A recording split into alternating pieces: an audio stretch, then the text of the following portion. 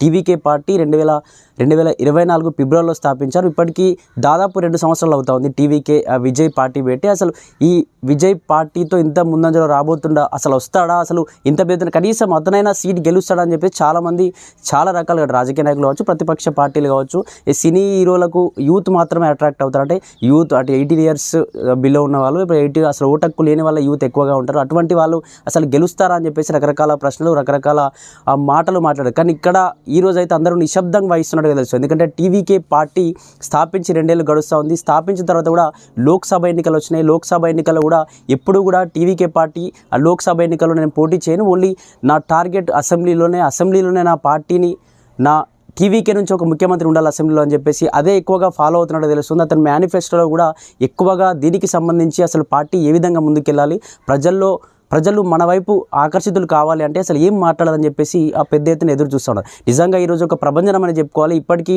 234 Tamil Nadu assembly సీట్లు ఉంటే అక్కడ మ్యాజిక్ ఫిగర్ అనేది 118కి చేరువలోనే 118 సీట్లు ఏ పార్టీ గెలిస్తే, అంటే అటు పొత్తు పెట్టుకున్నటువంటి ఏఐడిఎంకే బీజేపీ సంబంధించిన పార్టీ కావచ్చు, లేకపోతే డిఎంకే కావచ్చు, అలాగే టీవీకే పార్టీ విజయ్కి సంబంధించిన పార్టీ కావచ్చు, 118కి చేరువలో ఏ పార్టీ ఉంటే వాళ్ళను ముఖ్యమంత్రి స్థాయిగా ఎన్నుకుంటారు. అసెంబ్లీలో వాళ్ళకు మాత్రమే అధికారంలోకి వచ్చేటువంటి పరిస్థితి ఉంటుంది. ఇక్కడ టీవీకే విజయ్ మాత్రం 106 సీట్లకు ఆధిక్యంలో ఉన్నాడు. ఇంకా ఎక్కడ కూడా గెలిచిన ప్రస్తావన ఏం రాలేదు, కానీ 106 స్థానాల్లో ఆధిక్యంలో ఉన్నాడు. ఇక్కడ ఏఐడిఎంకే ప్లస్ బీజేపీ పొత్తులో భాగంగా 77 ఆధిక్యంలో ఉంది, 77 సీట్ల ఆధిక్యంలో ఉంది. అలాగే డిఎంకే 49కి పడిపోయింది. అంటే ఇప్పటికీ రాష్ట్రంలో ఇంతకుముందు ప్రభుత్వం తమిళనాడులో అదే ఉంది. వాళ్ళ పెరియార్ వారసులుగా ఇక్కడ మైనస్ ఏం జరిగిందని చెప్పొచ్చు అంటే డిఎంకే పార్టీ ఎక్కువగా పెరియార్ వారసులుగా ఉన్నారు. బీజేపీ ప్రభుత్వాన్ని కావచ్చు, హిందువులకు వ్యతిరేక ప్రణాళికతో వ్యతిరేకంగా రకరకాలుగా అటు ఉదయనిధి కావచ్చు, లేకపోతే స్టాలిన్ కావచ్చు, రకరకాలుగా మాట్లాడుతూ వచ్చారు. కాబట్టి ఇది కూడా ఎక్కువగా హిందువుల్లో దెబ్బతిన్నది. అంటే ఎక్కడో కూడా అలాంటి మాటలు మాట్లాడబడి ఇక్కడ దెబ్బతిన్నది అని చెప్పేసి స్టాలిన్ కావచ్చు, స్టాలిన్ కొడుకు ఉదయనిధి కూడా ఇద్దరు వాళ్ళ యొక్క కాన్స్టిట్యున్సీలో కూడా వెనుకంజ వెళ్ళినట్టుగా తెలుస్తుంది. ఇప్పటికే టీవీకే 2 ప్లేసుల నుంచి పోటీ చేశాడు. అది పెరంబూర్ నుంచి కావచ్చు, అలాగే తిరుచి ఈస్ట్ నుంచి కూడా 2 ప్లేసుల నుంచి పోటీ చేశాడు. పెరంబూర్ ఎంచుకోవాల్సినటువంటి అవసరం ఎందుకు వచ్చిందంటే రకరకాల కులాల వాళ్ళు కావచ్చు, రకరకాల వర్గాల వాళ్ళు ఉంటారు.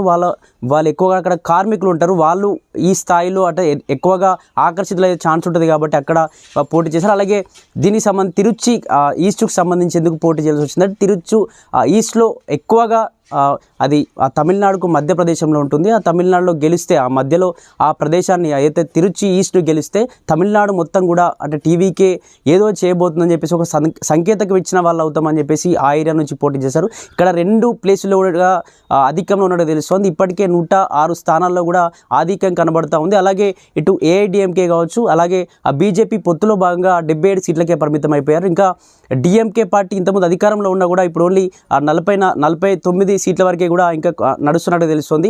ఖచ్చితంగా తమిళనాడులో మరో పవన్ కళ్యాణ్ కాబోతున్నాడు ఇతను అని చెప్పేసి కూడా చెప్తాను. ఎందుకంటే ఇంతకుముందు పార్టీలో ఉన్నప్పుడు రకరకాల హేళన చేసిరు, చాలా రకాలుగా మాట్లాడారు, మేకప్ వేసి ఆర్టిస్టులు ఎప్పుడు కూడా రాజకీయాల్లోకి రానిరు. ఒకప్పుడు ఎన్టీఆర్కి ఇక్కడ ఇతనికి మాత్రమే చెల్లింది తప్ప అసలు వీళ్ళకి ఎవరికి సెట్ కాదు. దీనికి సంబంధించి వాళ్ళు ఓన్లీ 18 years బిలో వాళ్ళు మాత్రమే ఉంటారు ఎక్కువ, కాబట్టి వాళ్ళకు ఓటక్కు ఉండదు, కాబట్టి వాళ్ళు అసలు వేసే ఛాన్స్ ఉండదు, కాబట్టి అతను గెలిచే అవకాశం లేదని రకరకాలుగా మాట్లాడారు.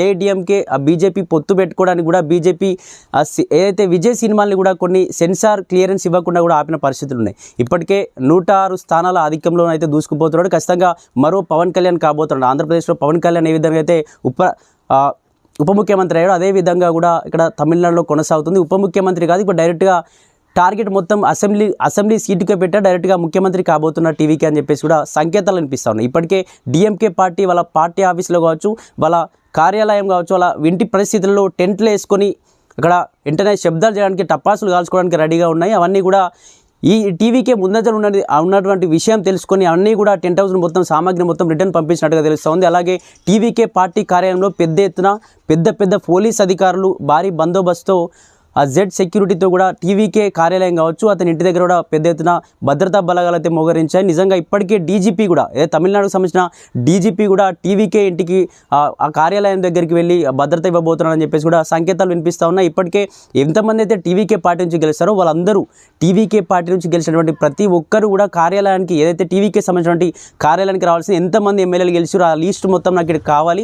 ఏ ఒక్కరు కూడా ఏ పార్టీ ఏఐడిఎంకే కావచ్చు డిఎంకే వాళ్ళను గెలిచిన వాళ్ళని మళ్ళీ గుంజుకునేటువంటి పరిస్థితి ఉండకుండా అందరూ వెంటనే గెలిచిన ప్రతి ఒక్కరు ఇండ్లలోకి వెళ్ళొద్దు, ఖచ్చితంగా పార్టీ ఆఫీస్కి రావాలి. పార్టీ ఆఫీస్కి వచ్చి నాకు కనిపించిన తర్వాత ఇక్కడ మనం ఒక మీటింగ్ ఏర్పాటు చేసుకున్న తర్వాత, ఎందుకంటే మన ప్రభుత్వం అధికారంలోకి రాబోతుంది కాబట్టి మనం ఇక్కడ ఏం చేయాలి ప్రభుత్వం కోసం ఏంటి అని చెప్పేసి అందరం మాట్లాడుకున్న తర్వాత ఇక్కడ నుంచి వెళ్ళాలి. ఖచ్చితంగా అందరూ పార్టీ ఆఫీస్కే రావాలి అని చెప్పేసి కూడా ఆ పార్టీ ఏమున్న ఇది అక్కడ గెలిచినటువంటి ప్రతి ఒక్క ఎమ్మెల్యేని కూడా పార్టీ ఆఫీస్కి డైరెక్ట్ రావాలి. పార్టీ ఆఫీస్ నుంచి మనం మాట్లాడుకున్న తర్వాత మీ ఇంటికి వెళ్ళి సంబరాలు చేసుకోవాలి. ఏ ఒక్కరు కూడా డైరెక్ట్గా గెలిచిన తర్వాత అక్కడ ఎక్కడైతే ఎలక్షన్ ప్లేస్లో మీ ఏ పోలింగ్ బూత్లో అయితే మీరు ఇన్ఫర్మేషన్ తీసుకుంటారో గెలిచిన తర్వాత ఖచ్చితంగా పార్టీ ఆఫీస్కి వచ్చిన తర్వాత మీ ఇంటికి వెళ్ళి సంబరాలు చేసుకోవాలని చెప్పేసి టీవీకే అధినేత విజయ్ కూడా అన్ని పార్టీ అభ్యర్థులందరూ కూడా చెప్పినట్టుగా తెలుస్తుంది. దీనికి సంబంధించి ఎక్కువగా విజయ్కి ప్లస్ అయ్యేటువంటి విషయం అంటే ఎక్కువగా కార్మికులు ఇతను ఒక క్రిస్టియన్ కాబట్టి క్రిస్టియానిటీ సంబంధించినటువంటి దళితులు ఎక్కువగా క్రిస్టియానిటీలో ఉంటారు కాబట్టి దళితుల ఓట్లు క్రిస్టియానిటీ సంబంధించిన ఓట్లు కూడా ఎక్కువ బలమైపోయే విధంగా తెలుస్తుంది. నిజంగా అసలు